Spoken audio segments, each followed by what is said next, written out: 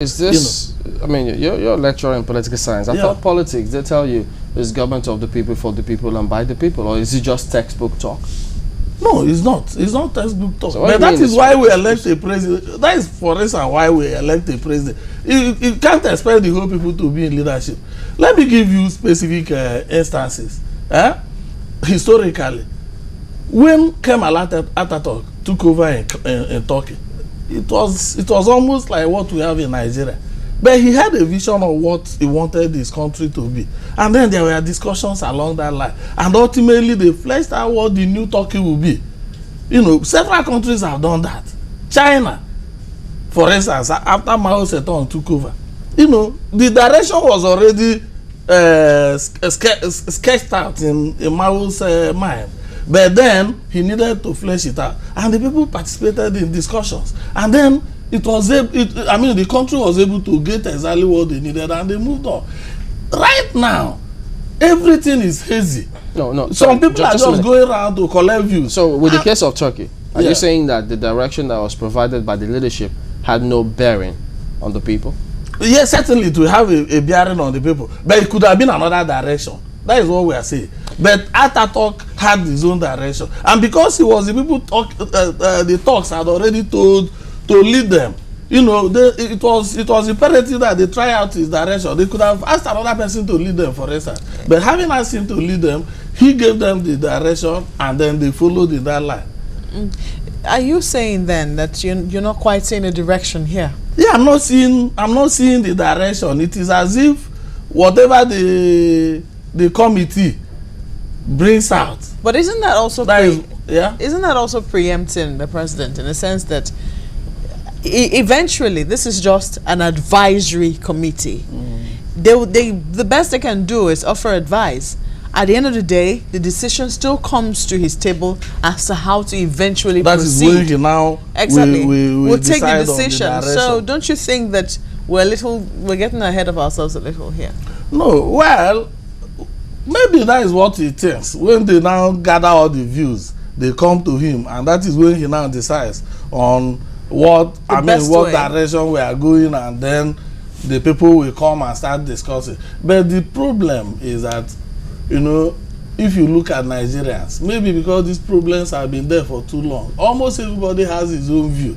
Almost everybody has a view on something, and these views are very strongly held. So I saw the person who was there just before, and if you see the way he was canvassing his views, I am almost sure that if somebody else had some other views apart from his own, it will just amount to almost a fight, because he will not give up, and the other person will not give up. And these are the things that, so somebody needs to really put the foot down and say, whatever we are doing it along this line. No, but we have been doing it this way, but I want us to go this way. So give me the details of how we can go that way. But is that quite the case? Because if you say the way he canvassed his views and somebody else might not give up, he will not give up. He's a lawyer. He's practicing. He goes to court to defend the cases. Some he wins, some he loses. And so how do you mean that he may not? I was just giving him as an example. But the truth is that Nigerians now are in such a position, and that is my second problem with the National Conference. But if people are passionate about their views, yes, it doesn't mean they don't recognize other people's rights or don't know where to draw the line. Okay. You see, but we have seen incidents that show that maybe this is not the time even to talk, because people really are so passionate, or not just passionate, but they are holding so strongly to their views, and nobody wants to give up. All the incidents of violence we are having is as a result of some other people not shifting grounds at all. But that is not the case in all circumstances, is it? It cannot be the case in all circumstances, but it is the prevailing. Is the case in most circumstances. You know, the way we are seeing things, you know, is almost exclusive of the way other people are seeing things. And if nobody is giving a certain direction, the implication is that eventually everything will come to a head. Still trying to wrap my head around this direction you talk about. So, yes.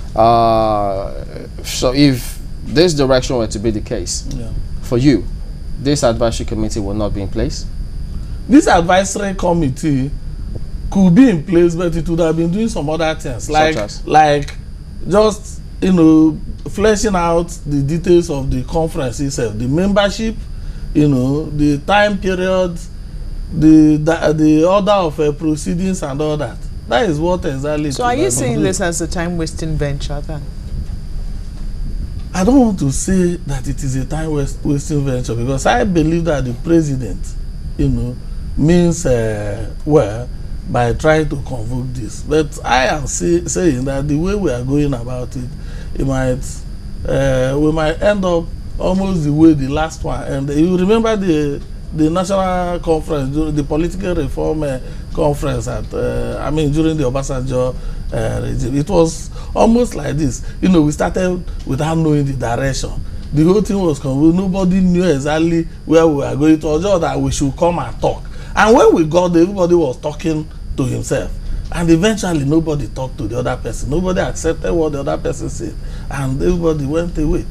So eventually, I mean, much as it's very difficult to now start thinking up ideas in terms of setting up an agenda for what should be the topic of this talk, when you're already thinking that the process to the talk might not bring up anything. But do you agree that there is a need to talk at least? I definitely agree that there is a need to talk. So if you were to suggest to the president, what direction would you say he should be looking in terms of how to structure this talk? You see, I've listened to talks about this national conference, and sooner than later, such talks descend to constitutional amendment issues, you know. And I don't think that we are calling a national conference just to talk about the constitution. You know, things to talk about in Nigeria are actually beyond. I mean, they are outside the constitution. For those instance, ones that are within the constitution, we can handle it constitutionally, you know, and there are many such issues. Okay, just hold your thought there. Yes. We'll start with one of those many issues when we return. Yes.